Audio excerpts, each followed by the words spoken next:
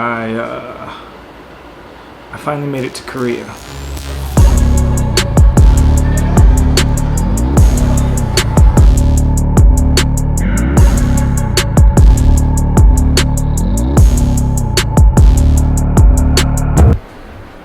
Alright, it is the summer of 2021 and I am in South Korea. I'm currently in a government approved quarantined housing. If you have plans on coming to South Korea for it be maybe travel, leisure, or work, you have to quarantine for 14 days. If you happen to be a teacher, which I am, you either get to pay for the government housing or you get to get housing like this that was provided by my school. I'm going to show you what that provides, or their lack of. Let's go. Alright, immediately when you walk in, you'll notice it is the same as any other Korean apartment. Korean apartments have a change in level right here because the ground is heated during the winter time. So there's no like central heating per se. They have copper pipes running through the ground that heat up and radiate heat. So the ground essentially is your radiator and it radiates heat into the apartment. But let's get started. So as soon as you walk in, it's just the same as any other apartment. When you turn to the right, you get the bathroom. Mine came with slippers. I cannot promise yours will, but mine did. Alright, you get the shower.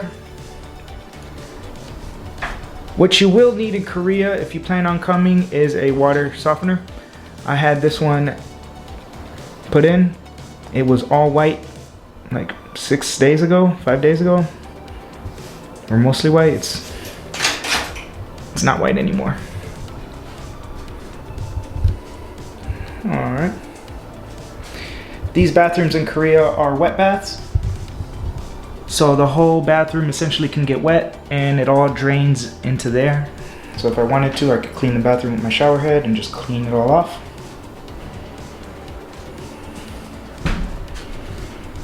My little slippers.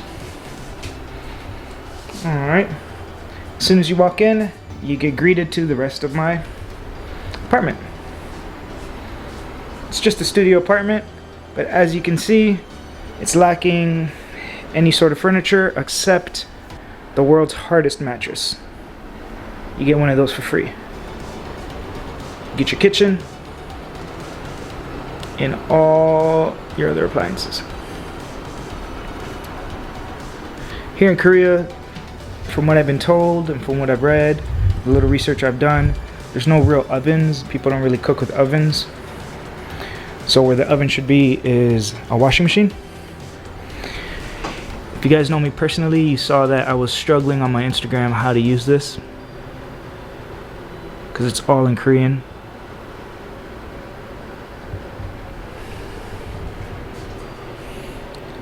Electric burner. Another nice thing about being quarantined, I guess it's the only nice thing, is that you get food provided. So this is the food that was provided by the government. The government dropped it off as like a care package. Let's go through it real quick. We got sugar. This sugar is fine quality. And apparently it was made since 1953. And if I'm right, I think that was the end of the Korean War. So they've been at it since the end of the Korean War. This is some good stuff right there. We got ramen. Some more ramen. And I think this is soup you put in ramen. I don't know. Brisket soup. It's good though. I've had it. We got some curry that you add to the white rice that you eat with your ramen.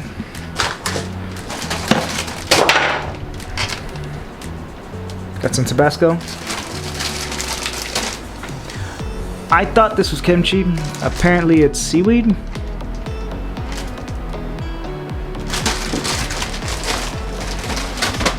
And you get a lot of non-perishable. I had to order this one, coffee, because I cannot live without it. There's something called Jungle Roast out here. I don't know. It's good coffee though. Whatever it is, it's good. You got more non-perishables. What else you get is a fridge. My fridge came half stocked. It's here in the wall. I think that's the coolest thing. And the freezer. So another weird thing about Korea, I guess I could say it's weird, I don't know, it's different, I should say it's different, is that you have to separate your food items, your non-perishable, I guess they're non-perishable, your items that you can't throw in the garbage, like plastics and paper, cannot be mixed with food. So you have to then put it in the freezer, because if you don't put it in the freezer, then you have to leave it out, and if you leave it out, it starts to smell. I figured that out the hard way. So you have to put your food scraps in a bag in the freezer.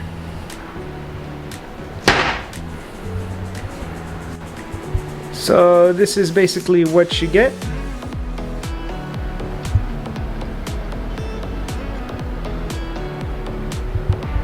This is where I'll be for the next 10 days. No TV. If you're coming to Korea, do not leave the airport without picking up a Korean SIM card to get a Korean phone number. You're going to really need that because there is no Wi-Fi in these apartments.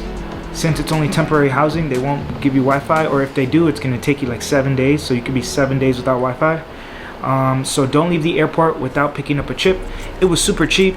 I had unlimited data for, I want to say, $40 for the month or something like that. They have little plans. They got several different plans, but do not leave without it. With that, at least you can then put hotspot, use your laptop, you can watch Netflix. But if you forget to, you may not have that opportunity. So this is my very first YouTube video. If you want to follow me on my adventures in Korea, I'm going to be posting as much as I can, making as many videos as I can. Please subscribe. Till then, I'm gonna see you guys in at least 10 days when I'm out of this.